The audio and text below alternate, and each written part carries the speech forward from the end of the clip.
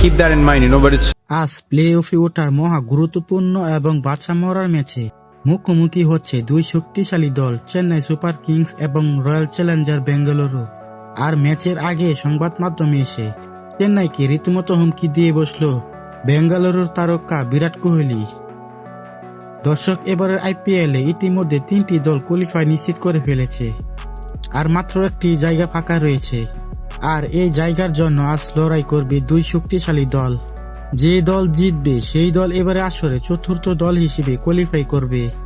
আর এমন গুরুত্বপূর্ণ ম্যাচের আগে ক্রিকেট বিশ্বে উত্তেজনা শেষ নেই।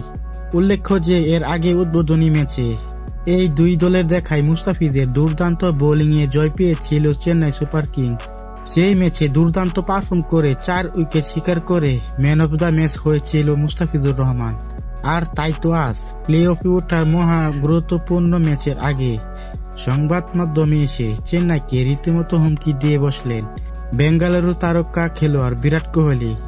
তিনি বলেন, আজকের ম্যাচে তোদের দলে মুস্তাফিজুর রহমান নেই।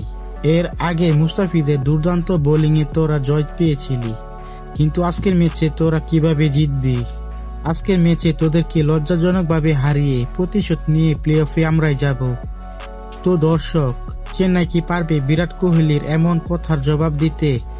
এবং আজকের ম্যাচে কোন দল জিতবে বলে আপনি মনে করেন তা জানিয়ে দিন কমেন্ট করে।